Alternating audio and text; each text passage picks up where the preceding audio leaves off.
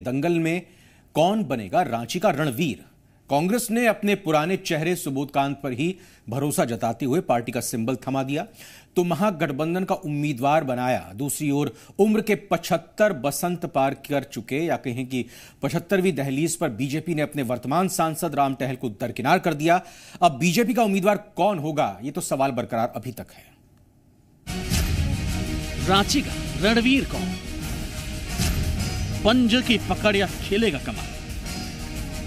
झारखंड की राजधानी रांची से कांग्रेस के उम्मीदवार सुबोधकांत सहाय होंगे। बीजेपी ने अपने प्रत्याशी का ऐलान नहीं किया है, लेकिन हर किसी के जहन में सवाल चल रहा है कि रांची का रणवीर कौन होगा। कौन इस बार रांची के दंगल में जीत दर्ज करेगा और किसे पटखनी का स्वाद चखना पड़ेगा। पूरे झारखंड में जो करना चाहिए सांसदों को उसने किया नहीं। और भी कुछ लोग हैं, उनसे जानना चाहेंगे क्या वो मुद्दा इस बार का प्रमुख मुद्दा आप मानते हैं लोकसभा चुनाव का? और मोदी जी का काम से तो देखिए देश तरक्की कर रहा है, लोगों को देश के नाम पर वोट देना चाहिए। आज के डेट में हम लोग जैसा युवा देश के नाम पर, देश को सुरक्षा के नाम पर हम लोग मोदी जी को वोट देंगे। रांची में बहुत बदलाव हुए हैं। आप रांची से जितनी सड़कें निकलती है आप देख सकते हैं, सारे सड़कों में चौड़ीकरण का काम हो रहा है और बहुत अच्छा काम हो रहा है। चारों तरफ विकास हो रहा है। गठबंधन सिर्फ एक ही है, वो है मोदी जी। रोड्स की हालत देख करके लग रहा है सच में हम लोग बीजेपी के राज में जी रहे हैं। अदरवाइज बाकी जगह तो देखें, हमने गुजरात में भी जाके देखा, चूल्हा जलाना छूट गया, गैस मिल गया, ये सब है और मोदी ही होना चाहिए। रांची की जनता अपना उम्मीदवार चुनने का मूड बना रही है, लेकिन सियासतदान अपनी जीत का दावा कर रहे हैं। कांग्रेस से टिकट मिलते ही सुबोधकांत सहाय ने अपना सियासी चक्रव्यूह बनाना शुरू कर दिया। सुबोधकांत सहाय का दावा है कि जेएमएम का साथ मिलने से रांची में कांग्रेस 1.5 से 2 लाख वोटों से जीत दर्ज करेगी।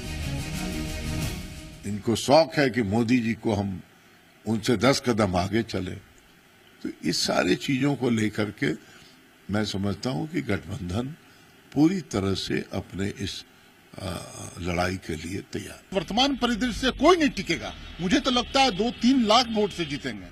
और जो पूरा माहौल बना हुआ है, सरकार विरोधी माहौल है, और झारखंड मुक्ति मोर्चा चूंकि साथ में है।